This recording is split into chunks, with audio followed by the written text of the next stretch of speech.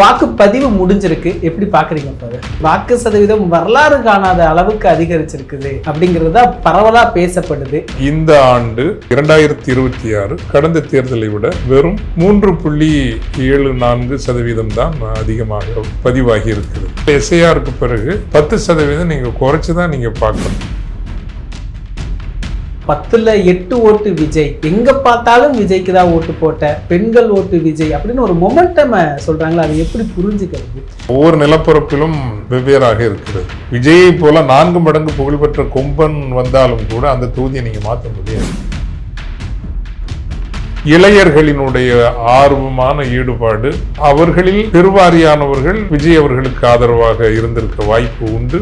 ஆனால் ஏதோ தேர்தல் களத்தையே தலைகீழாக புரட்டி போடுகின்ற அளவுக்கு இந்த வாக்குப்பதிவு இருந்திருக்கிறது என்பது ஒரு பொய்யான கட்டமைப்பு, ஒரு புனைவான கற்பிதம்.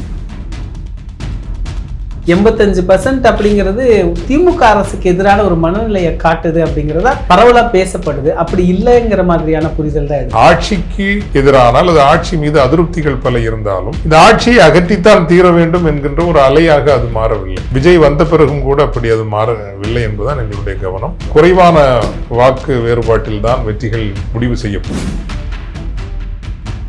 விஜய்க்கு அதிகமான ஓட்டு அப்படிங்கிறது புரிஞ்சுக்க முடியல. இது எல்லாத்தையும் தாண்டி திமுக வெற்றி பெறுது அப்படின்னா அது இந்த கணக்குல தான் நம்ம எடுத்துக்க முடியும். ஒருவேளை இந்த முறை திராவிட முன்னேற்ற கழகத்துக்கு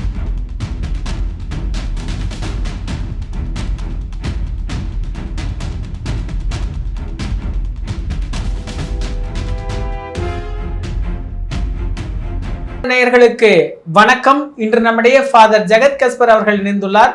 ஃபாதர் வணக்கம். ஃபாதர், ஒப்பீனியன் போல் எடுத்திருந்தீங்க ஃபாதர். திமுக கிட்டத்தட்ட ஒரு 156 தொகுதிகள் வரைக்கும் சொல்லியிருந்தீங்க. அதற்கான காரணமுமே குறிப்பிட்டிருந்தீங்க. இப்போ வாக்குப்பதிவு முடிஞ்சிருக்கு, எப்படி பார்க்குறீங்க ஃபாதர்? எங்கள் கள ஆய்வு என்பது தேர்தல் நடப்பதற்கும் ஒரு வாரத்திற்கு முன்னர் முடிக்கப்பட்ட ஒன்று. அதன் அடிப்படையில் 148 தொகுதிகளிலிருந்து 156 தொகுதிகள் வரை திராவிட முன்னேற்ற கழக கூட்டணிக்கு கிடைக்கலாம் என்பது எங்கள் ஒரு கணிப்பாக இருந்தது. அதனுடைய அடிப்படை கூட வாக்குப்பதிவு சதவீதம் ஒரு 80% இருந்தால் அது 90% கடக்குமேயானால் கடும் போட்டி நிகழும் தொகுதிகள் ஒரு 118 130 வரை உயரும். அது தேர்தல் முடிவுகளை ஒரு கொச்சையானதை ஒரு கண்ணா பின்னான்னு ஆக்கிடும்னு சொல்லுவோம் இல்லைங்களா, அந்த மாதிரி ஆக்கிடும் அப்படிங்கிற மாதிரி நாங்கள் ஒரு கணிப்பு செய்திருந்தோம். ஏறக்குறைய அந்த நிலைப்பாட்டில் தான் நாங்கள் இருக்கிறோம். ஆனால் அந்த கடும் போட்டி நிலவுகிற தொகுதிகளினுடைய எண்ணிக்கை கொஞ்சம் அதிகரித்திருக்கிறதோ என்கின்ற ஒரு எண்ணமும் எனக்கு இல்லாமல் இல்லை. வாக்கு சதவீதம் நீங்க குறிப்பிட்ட மாதிரி வாக்கு சதவீதம் வரலாறு காணாத அளவுக்கு அதிகரிச்சிருக்குது அப்படிங்கிறதா பரவலா பேசப்படுது. நிறைய கணக்குகள் எல்லாம் சொல்றாங்க, SIRஐ இன்க்ளூட் பண்றாங்க, முந்தைய தேர்தல் அந்த பார்வைகள் எல்லாமே முன்வைக்கிறாங்க. நீங்க எப்படி மதிப்பிடுறீங்க? கடைசி கணக்குங்கிறது அப்சல்யூட் நம்பர்ஸ் தான், சதவீதம் அல்ல. கடைசி கணக்கு என்பது கடந்த தேர்தலில் வாக்களிக்க தகுதியுடையவர்களாக எத்தனை பேர் இருந்தார்கள், எத்தனை பேர் வாக்களித்தார்கள், இதுதான் அப்சல்யூட் நம்பர்ஸ் இல்லைங்களா. அந்த அப்சல்யூட் நம்பர்ஸ்ல இருந்தால் நீங்கள் சதவீதத்தை கொண்டு வருகிறீர்கள்.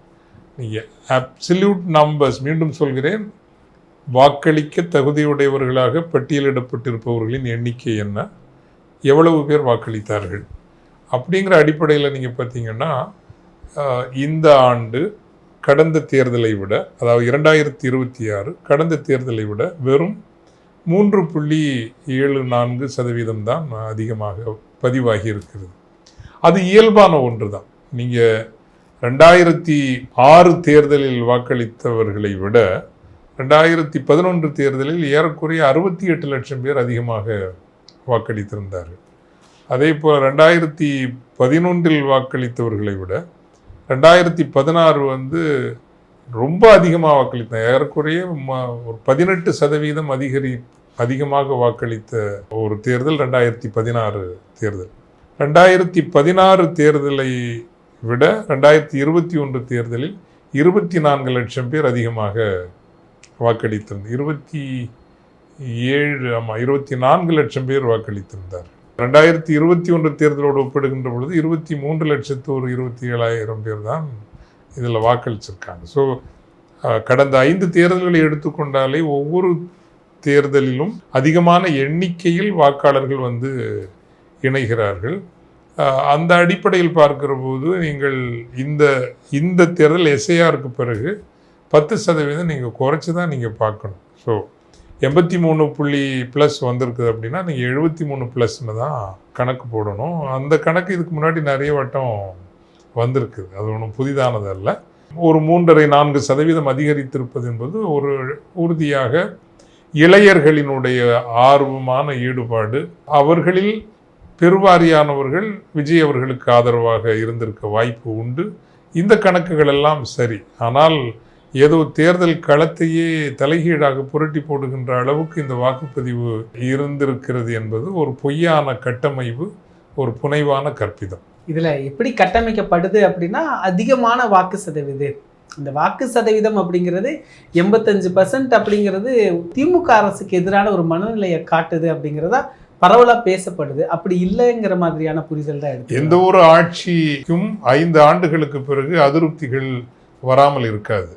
திராவிட முன்னேற்ற கழகத்தின் ஆட்சியின் மீது அதிருப்தி கொள்வதற்கு காரணங்கள் இருக்கிறது என்றால் 1-2 அல்ல, பல காரணங்கள் இருக்கின்றன. ஆனால் நீங்கள் 2016 தேர்தலில் அண்ணா திராவிட முன்னேற்ற கழக ஆட்சியை அகற்ற வேண்டும் என்கின்ற ஒரு அலை ஒன்று இருந்தது. அதே போலத்தான் 2011 திராவிட முன்னேற்ற கழக ஆட்சியை அகற்ற வேண்டும் என்கின்ற ஒரு அலை இருந்தது. எப்போதெல்லாம் மிகைப்படுத்தல் நிகழ்கிறது, லஞ்சம், ஊழல் போன்ற மிகைப்படுத்தல்கள் நிகழ்கின்றனவோ அப்போதெல்லாம் மக்கள் இந்த ஆட்சியை அகற்ற வேண்டும் என்கின்ற முடிவு எடுப்பார்கள். இந்த 2 தருணங்களும் மிக முக்கியமான தருணங்கள் இல்லையா? ஆனால் இந்த முறை என்னுடைய கவனத்தின்படி ஆட்சிக்கு எதிரான அல்லது ஆட்சி மீது அதிருப்திகள் பல இருந்தாலும் இந்த ஆட்சியை அகற்றித்தான் தீர வேண்டும் என்கின்ற ஒரு அலையாக அது மாறவில்லை. விஜய் வந்த பிறகும் கூட அப்படி அது மாறவில்லை என்பதுதான் எங்களுடைய கவனம். விஜய்க்கு நீங்கள் அந்த ஒரு புள்ளியை நான் மறுக்கவே மாட்டேன். இந்த தேர்தலினுடைய பேசுபொருள் யார் என்றால் எந்த கட்சியினுடையவும் தேர்தல் அறிக்கைகள் அல்ல, அல்லது திராவிட முன்னேற்ற கழகத்தினுடைய 5 ஆண்டு கால சாதனைகளும் அல்ல. இந்த ஆப்டிக்ஸ்னு சொல்லுவோம்ல, அந்த எல்லார் கண்ணிலும் பட்டது, எல்லார் பார்வையிலும் விழுந்தது விஜய் அவர்களும் தமிழக வெற்றி கழகமும், குறிப்பாக இளைஞர்களினுடைய ஒரு ஆக்ரோஷமான ஆதரவு பங்கெடுப்பும் தான். அதைவிட முக்கியமாக குழந்தைகள், சிறார்கள், பள்ளியில் படிக்கிற டீனேஜ் மாணவர்கள் எல்லாம் சின்ன சின்ன குரூப்பாக ஃபார்ம் பண்ணி விஜய்க்கு ஆதரவாக பரப்புரை நடத்தியதெல்லாம் அதெல்லாம் தனித்துவமான காட்சிகள். ஒரு தேர்தல் களத்தில் இதுவரை நாம் கண்டிராத காட்சிகள் என்று வைத்துக் கொள்ளுங்களேன். அதில் ஒன்றும் மாற்று கருத்து இல்லை. ஆனால் ஆட்சிக்கு எதிரான மனநிலையாக இருந்தது அப்படிங்கிறது கிடையாது. இன்னொரு வகையில் சொல்லப்போனால் திராவிட முன்னேற்ற கழகம் வகுத்த சில தேர்தல் வியூகங்கள், குறிப்பாக இந்த பெண்களுக்கு நேரடியாக 5000 ரூபாய் அனுப்பியது, அது ஒரு மிகப்பெரிய ஆதரவை கொண்டு வந்திருக்க வேண்டும், கொண்டு வந்தது. ஆனால் அந்த ஆதரவு வெளிச்சமெல்லாம் சற்று மங்கலாயிற்று, விஜயினுடைய வருகையினால் மங்கலாயிற்று. எனவே வாக்கு சதவீதம் அவர்களுக்கு குறையும் அப்படிங்கிறது என்னுடைய கணிப்பு. யார் வெற்றி பெற்றாலும் வெற்றி பெறுகின்ற தொகுதிகளில் முந்தைய தேர்தல்களைப் போல வாக்கு சதவீதம் அதிகமாக இருந்து வெற்றி பெறுவது அதிக தொகுதிகள் இருக்காது. குறைவான வாக்கு வேறுபாட்டில் தான் வெற்றிகள் முடிவு செய்யப்படும். இதில் ஒரு மொமெண்டம் கிரியேட் ஆன மாதிரி சொல்கிறாங்க. இப்போ 10ல் 8 ஓட்டு விஜய், எங்கே பார்த்தாலும் விஜய்க்கு தான் ஓட்டு போட்ட, பெண்கள் ஓட்டு விஜய் அப்படின்னு ஒரு மொமெண்டம் சொல்கிறாங்களா, அதை எப்படி புரிஞ்சுக்கிறது? இல்லை, அதாவது அதான் மீண்டும் சொல்கிறேன், அது ஒவ்வொரு நிலப்பரப்பிலும் வெவ்வேறாக இருக்கிறது. இப்போ நீங்கள் தென்காசி எடுத்துங்களேன், ஒரு தென்காசி தொகுதி எடுத்துங்க. தென்காசி மாவட்டத்தில் மொத்தம் 6 நினைக்கிறேன். குறைஞ்சது ஒரு 4 தொகுதிகளையாவது திராவிட முன்னேற்ற கழகம் வென்றிருக்க வேண்டும். ஆனால் அங்கு கடும் போட்டி அல்லது தடுமாறுகிறது. காரணம், அங்கே இருக்கக்கூடிய கட்சி சரியாக வேலை செய்யலை. அதுதான் முக்கியமான காரணம். ஸோ ஒவ்வொரு பரப்பிற்கும் ஒரு, அல்லது இப்போது என்னுடைய மதிப்பிற்குரியவர் அம்பாசமுத்திரம் வேட்பாளர் இசுகி சுப்பையா அவர்கள், அவர் கடந்த முறை கூட திராவிட முன்னேற்ற கழகம் பெருவெற்றி பெற்ற போதும் அங்கு அவர் அண்ணா திராவிட முன்னேற்றம் அவர் தான் வெற்றி பெற்றார். இந்த முறையும் அவர் தான் வெற்றி பெற்றிருக்க வேண்டும். ஏனென்றால் மக்களோடு மக்களாக இருப்பவர், நல்லது கெட்டதுன்னா போய் நிற்கிறவர், அதில் எல்லாம் எந்த மாற்று கருத்தும் இல்லை. ஆனால் இந்த முறை என்னென்னா காங்கிரஸ் தான் அங்கு போட்டியிடுகிறது. அங்கு இந்த தேர்தலில் ஜாதி என்பது முதன்மையாக மாறி இருக்கிறது.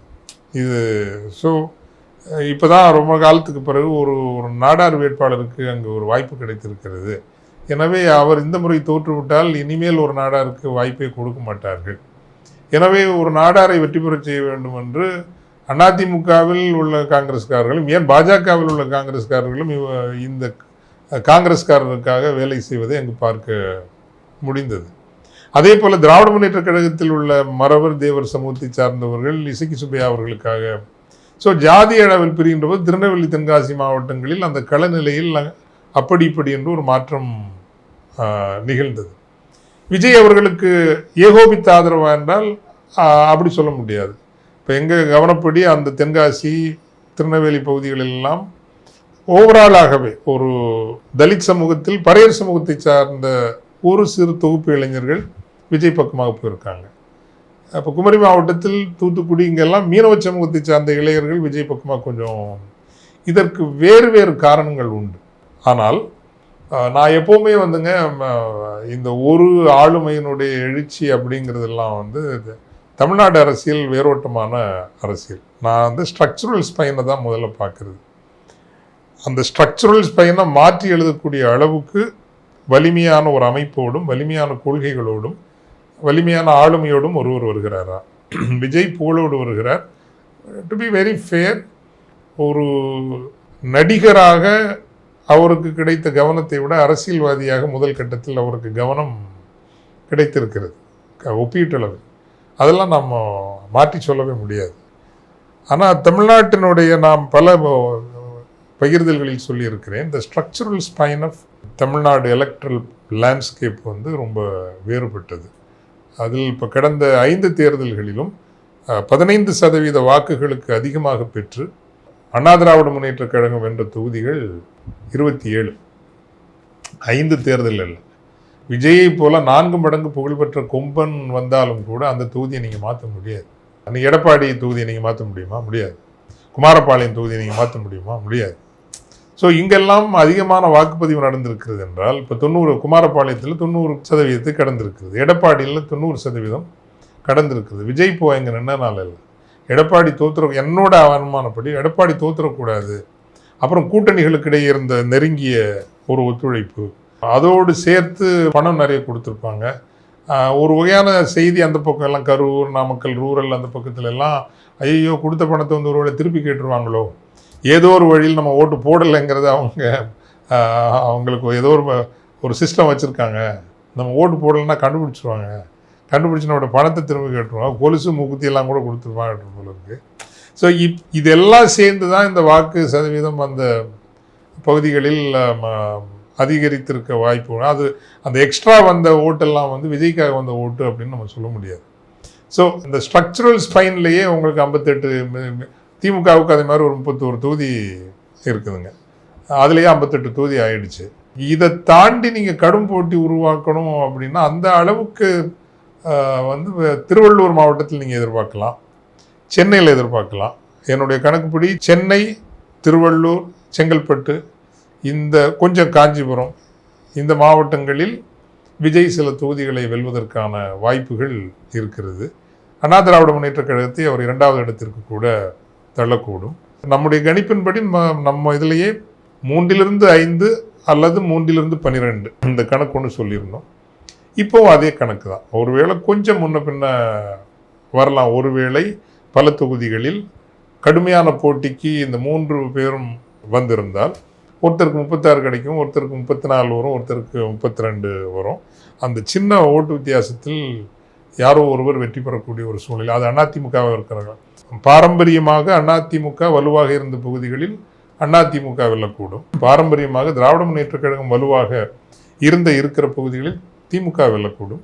அந்த ஏர்பன் அண்ட் செமி ஏர்பன் தான் நம்ம சொல்றது. இப்போ கொஞ்சம் திருச்சி பக்கம் கூட, திருச்சி அங்கேயும் இந்த ஒரு விஜய்க்கான ஒரு ஈர்ப்பு இருந்த காரணத்தினால் அங்கிட்டு இங்கிட்டு வர்றதுக்கான வாய்ப்பு இருக்குது. இதில் இப்போ விஜய்க்கு அதிகமான ஓட்டு அப்படிங்கிறது புரிஞ்சுக்க முடியுது, அந்த வாக்கு சதவீதம் எல்லாம் இருக்குது அப்படிங்கிறது. இது எல்லாத்தையும் தாண்டி திமுக வெற்றி பெறுது அப்படின்னா அது இந்த கணக்கில் தான் நம்ம எடுத்துக்க முடியுமா சார்? ஆமாம், இது நாம் தமிழ்நாடு அரசியலை பார்ப்பது அடிப்படையில் சமூக கூட்டணி, அரசியல் கூட்டணி. நான் சொன்ன மாதிரி அந்த ஸ்ட்ரக்சரல் ஸ்பைன்னு சொல்கிற ஒவ்வொரு தொகுதிக்கும் அங்கே இருக்கிற அப்போ கேண்டிடேட்டு, கட்சி எப்படி வேலை செய்கிறாங்க, ஆட்சிக்கு எதிரான மனநிலை, கட்சிக்கு எதிரான மனநிலை. அவ்வகையில் கூட்டணியை நன்றாகவே அமைத்தது திராவிட முன்னேற்றக் கழகம். ஆனால் கடந்த முறை இருந்த கெமிஸ்ட்ரி இல்லை. காங்கிரஸ் கம்ப்ளீட்டாக அதை சொதப்பிடுச்சு. திமுகவே வேட்பாளர் தேர்வில் ஒரு 25-30 தொகுதியில் சொதப்பிடுச்சு. அதனோட விலையை கொடுக்கும். ஒருவேளை இந்த முறை ஆட்சி ஒரு தொங்கு சட்டமன்றமோ அல்லது தனித்து ஆட்சி அமைக்க முடியாத ஒரு சூழ்நிலையோ திராவிட முன்னேற்ற கழகத்துக்கு வறுமையானால் அது விஜயினால் கிடையாது, அதிமுக பாஜக கூட்டணியில் கிடையாது, இதுவே ரொம்ப சொதப்பி இருக்கு. அது என்ன அப்படின்னா, கட்சியை சார்ந்த அரசியல் ஆளுமைகளிடம் அதிகமாக பேசுவது. இப்போ என்னை போன்றவர்கள் களத்தில் போய் ஆய்வு பண்ணலாம், அப்படியே கேப்சர் பண்ணிட்டு வரலாம். ஆனால் அந்த களத்தை ஹேண்டில் பண்ண போகிறது, இந்த ஒரு எலெக்ஷனை ஹேண்டில் பண்ண போகிறது ஜெகத் கஸ்பாரோ ஆய்வு செய்கிறவர்களோ அல்ல.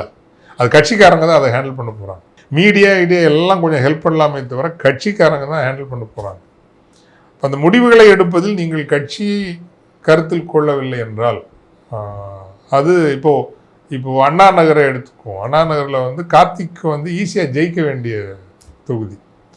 அவரை கொண்டு போய் வில்லிவாக்கத்தில் நீங்கள் விடுறீங்க. அவருக்கும் அது ஜெயிக்கலாம், அது வேற பட் அவருக்கும் அது சிரமமாகுது. அண்ணா நகருக்கு புதுசாக வரவருக்கும் அது சிரமமாகுது. என்ன காரணம் நமக்கு தெரியல. இப்போ தாம்பரம் எஸ்ஆர் ராஜா அவர் எளிதாக வென்றிருக்க வேண்டிய ஒரு தொகுதி, பழைய வேட்பாளர் எஸ்ஆர் ராஜா. ஆனால் நீங்கள் அவரை அகற்றிட்டு புதுசாக ஒருத்தர் கொண்டு வரீங்க. சில்லப்பாக்கம் ராஜேந்திரன் வெற்றி பெறக்கூடிய அதிமுக வெற்றி பெறக்கூடிய ஒரு நிலைமையில் இருக்குது. பல்லாவரம் கிறிஸ்டின் முஸ்லீம் ஓட்டே 1.25 லட்சம் ஓட்டு இருக்கிற ஒரு தொகுதி. அது திமுக நீங்கள் ஒரு வேட்பாளரை விட்டால் கூட நீங்கள் வந்திருக்கலாம். இப்போவும் வர முடியாதுன்னு சொல்ல மாட்டேன். பட் தேமுதிகவுக்கு அங்கே அந்த அக்செப்டன்ஸ் லெவல் ரொம்ப குறைவாக இருக்குது. பிஜேபி கூட்டணி வந்துடக்கூடாதுங்கிறதுக்காக தான் ஒருவேளை தேமுதிக வருமே தவிர, இப்படி நான் வரிசையாக சொல்லிகிட்டே போகலாம். ஒரு 30 தொகுதி சொல்லலாம். யார் எழுதி கொடுத்தாங்களோ என்ன கணக்கில் பண்ணாங்களோ தெரியாது. ஒருவேளை, மீண்டும் சொல்கிறேன், ஒருவேளை திராவிட முன்னேற்றக் கழகம் கூட்டணி ஆட்சியோ அல்லது ஒரு தொங்கு சட்டசபையோ சந்திக்கக்கூடிய நிலைமை வறுமையானால் அதற்கு முழு காரணமும் இந்த சீட் அலோகேஷனில் இவங்க பங்கிள் பண்ணது. மற்றபடி நான் சொல்கிறேன் இல்லைங்களா, அந்த அரித்மேட்டிக்ஸ், நான் சமூக கணக்கில் கூட்டணி சரியாக இருக்குது. மதவெளி சிறுபான்மையர் இஸ்லாமியர்கள் 90% திமுக தான் போடுவாங்க. கொஞ்சோண்டு பொம்பளை பிள்ளைங்க அப்படி இப்படின்னா விஜய்க்கு கொஞ்சம் போகலாமா இருக்கும். கிறிஸ்டியன்ஸ்லையும் நாம் பல முறை சொன்னது தான், 2021 90% வாக்குப்பதிவு நடந்தது. இந்த முறை அது நடக்காது. ஏன்னா நிறைய அதிருப்திகள் திமுக மேலே இருக்குது, கிறிஸ்தவ சமூகத்திற்கு. அது எனக்கே நான் பல முறை நான் சொல்லியிருக்கிறேன். அந்த பொதுவாக கல்வி நிறுவனங்களே அவங்க நடத்தின விதம் சரியே கிடையாது. கிடையாதுன்னா, நான் எடப்பாடி காலத்திலே கூட 4000 போஸ்ட் தான் சரண்டர் பண்ண வேண்டி வந்தது. ஆனால் கடந்த 5 ஆண்டுகளில் திமுக ஆட்சியில் 7000 போஸ்ட்டு சரண்டர் பண்ண வேண்டிய இவ்வளவுக்கும். அதுதான் அந்த அரசு உதவி பெறும் பள்ளிகள், தமிழ் வழியில் பிள்ளைகளுக்கு கற்றுக் கொடுக்குற பள்ளிகள். அதை நீங்கள் எப்படியாவது காப்பாற்றி அவங்கள பாதுகாக்கிறதுக்குள்ள எந்த வழியும் தேடலை. நிதித்துறையும் கல்வித்துறையும் ரெண்டும் RSS மாதிரியே செயல்பட்டாங்க. கிறிஸ்தவ நிறுவனங்களினுடைய இருப்பையே காலி பண்ணணும்னு தான் அவங்க செயல்பட்டாங்க. இந்த அதிருப்தியெல்லாம் உள்ளுக்குள்ளே நிறைய இருக்குது. இந்த ஆட்சிக்கு வந்தால் இதெல்லாம் அவங்க சரி பண்ணலைன்னா 2029 கட்டாயம் கிறிஸ்தவர்கள் ஒரு சமூகமாக திமுக பக்கத்தில் நிற்க மாட்டாங்க. நிறைய விலகி தூரமே போயிடுவாங்க. இது நடக்க போகிறது உண்மைதான், இந்த நிஜமாக நடக்க போகுது. ஸோ இருந்தாலும் இந்த தேர்தலில் ஒரு 15-20% பேர் விஜய்க்கு வாக்களித்திருக்க வாய்ப்பு இருக்கிறது. அதிலும் கடலோர சமூகங்களை சார்ந்தவர்களும் கிறிஸ்தவ வேளாளர்களும்னு வச்சுங்களேன், இவங்க தான் அதிகமாக போட்டிருக்காங்க. கடந்த முறை திமுகவுக்கு வட தமிழகத்து பறையர் சமூகம் ஏகோபித்து வாக்களித்தது, அருந்ததியர் சமூகம் வாக்களித்தது. அதுலேயும் இளைஞர்கள் இந்த இடம் கொஞ்சம் சேதாரம் இருக்குது, இல்லைன்னு சொல்ல முடியாது. திருவள்ளூர்லாம் நாங்கள் ஸ்டடி பண்ணால ஆதி தமிழ் சமூகத்து பிள்ளைகள், சின்ன பிள்ளைங்க நிறைய விஜய் மேலே கவர்ச்சி இருக்குது. பட் மற்றபடி அதோட social coalition intact, political coalition ஓரளவுக்கு இன்டாக்ட். ஸ்டாலினோட ஆளுமையில் ஒரு முதிர்ச்சி பக்குவம்னு எல்லாருமே அக்ராஸ் த போர்டு எல்லாரும் அவர் ஒரு சீசன்ட் லீடர், சீசன்ட் பாலிட்டிஷியன், ஒரு ஸ்டேட்ஸ்மேன் லீடருங்கிற அந்த ஸ்டேட்டஸ் இது வந்ததுனால ஆன்டி இன்கம்பன்சி ரொம்ப ஷார்ப்பாக வரலை. அது ஒரு பெரிய ஸ்ட்ரெங்காக இருந்தது. ப்ளஸ் ஒரு நடுநிலையான குடும்ப பெண்கள் இருக்காங்கல்ல. இப்போ ஜெயலலிதா 2016 18% வாக்கு, நீங்கள் 2011 விட 2016 தன்னுடைய ரெக்கார்டையே ஜெயலலிதா பீட் பண்ணாங்க. ஏறக்குறைய 18% வாக்கு அதிகமாக வந்தது. எங்கன்னா பெண்கள் அப்படி அலையா திம்முன்னு அவங்க பின்னாடி போனாங்க. பிகாஸ் ஜெயலலிதாவிடம் தங்களை கண்டார்கள், தங்களுக்கான பாதுகாப்பு, தங்களுக்கான ஒரு வெளிப்பாடு அப்படின்னு பார்த்தாங்க இல்லைங்களா. அந்த பெண்களில் ஒரு தொகுப்பினர் அதிமுகவில் தொடர்கிறார்கள், ஒரு தொகுப்பினர் விஜய் பக்கம் வந்திருக்கிறார்கள், ஆனால் ஒரு தொகுப்பினர் ஸ்டாலின் பக்கமாக திரும்பி இருக்கிறார்கள். இதை நிறைய பேர் கவனிக்கல. ஸோ பெண்களினுடைய வாக்கு, நிறைய பெண்களுக்காக திட்டங்கள் செய்யப்பட்டிருக்கிறது, நிறைய, குறிப்பாக ஸ்டூடெண்ட்ஸுக்கு, கேர்ள்ஸ் ஸ்டூடெண்ட்ஸ்க்கான திட்டங்கள் நிறைய, மகளிர் உரிமை தொகை, விடியல் பயணம், ஃப்ரீ பஸ் பாஸ், இது பெண்களுக்கு. அப்புறம் அந்த 5000 rupees. அப்புறம் விஜய் ஃபேமிலி லைஃப்பை சரியாக ஹேண்டில் பண்ணலைங்கிற அந்த ஒரு இமேஜ் ஒரு மிடில் கிளாஸ் உமன் மத்தியில் நிறைய ஷிஃப்ட் ஆஃப் ஒப்பீனியன் நான் விஜய் பக்கமாக. ஸோ இது எல்லாம் வச்சு பார்க்குறப்போ, அண்ட் எடப்பாடி அவர்கள் ஒரு 1.5 வருஷத்துக்கு முன்னாடியே சசிகலா, ஓபிஎஸ் இவங்களெல்லாம் ஒன்றா சேர்த்துருப்பாருன்னா டெஃபினட்டாக இந்த எலெக்ஷன் ஏடிஎம்கே உட்கார்ற எலெக்ஷன். அதில் அவங்க சசிகலாவை நீங்கள் ஒன்றும் இல்லைன்னு சொல்ல முடியாதுங்க. பல தொகுதிகளில் நீங்கள் மதுரை, அதனால் அவங்க ஜெயிக்க போகிறதில்ல. ஸோ மதுரை, தேனி, இந்த பக்கம் எல்லாம், தஞ்சாவூர் பக்கம் எல்லாம் கொஞ்சம் ஓட்டு சசிகலா அவங்களுக்கும் இருக்குது. அது 5000 வச்சுங்களேன், 3000 வச்சுங்களேன், பல தொகுதிகளில் அது வெற்றி தோல்வியை முடிவு செய்கிற எண்ணிக்கையாக இருக்கும். ஸோ இந்த கணக்கெல்லாம் வச்சு, சேதாரங்களெல்லாம் வச்சு பார்க்குறப்ப தான் திமுக கூட்டணி வெற்றி பெறுவதற்கான வாய்ப்பு அதிகமாக இருக்கிறது அப்படின்னு நம்ம சொல்கிறோம். நிகழ்கால அரசியல் களங்கள் குறித்து பல தகவல்களை பகிர்ந்து கொண்டதுக்கு நன்றிங்க சார். நன்றி. உங்களுக்கு இந்த வீடியோ பிடிச்சிருந்துச்சுன்னா லைக் பண்ணுங்கள், கமெண்ட் பண்ணுங்கள், மறக்காமல் திஸ் இஸ் தமிழ் சேனலுக்கு சப்ஸ்கிரைப் பண்ணுங்கள்.